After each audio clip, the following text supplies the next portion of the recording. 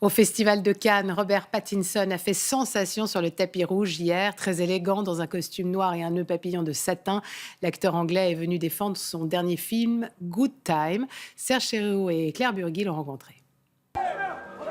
Pour toute une génération, l'anglais Robert Pattinson incarne le double fantasme de l'amour et de la jeunesse éternelle, depuis le succès de Twilight, saga vampiresque aux 3,3 milliards de chiffre d'affaires. Un vampire. Est-ce que tu as peur? Non. Après 2 rôles chez Cronenberg, I'm a big fan. il revient électriser la croisette avec les enfants terribles du cinéma indépendant new-yorkais, les frères Safdie.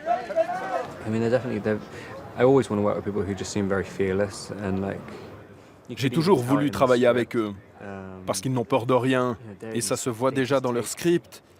Ils font des revirements insensés en permanence. Les autres ont peur de le faire. Je lis des tonnes de scénarios, et la plupart du temps, on sait ce qui va arriver dans les 5 à 10 premières pages.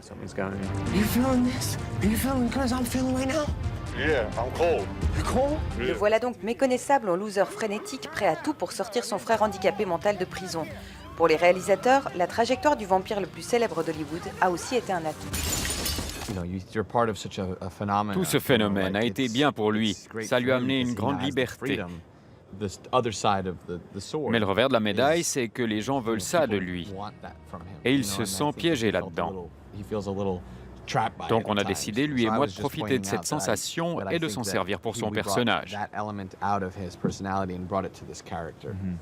Un besoin compulsif de liberté qui lui vaut dans ce film les meilleures critiques de sa carrière. Et Robert Pattinson ne compte pas retourner au blockbuster. Son choix va désormais vers la crème du cinéma d'auteur français, la réalisatrice Claire Denis. J'admire Claire Denis depuis 8 ans. Elle est dans mon top 3 des réalisateurs. En fait, c'est peut-être ma réalisatrice préférée. C'est un rêve qui devient réalité. En se fiant à son instinct, Pattinson se libère de son image et mène sa carrière aussi lucide qu'un vampire. Every day I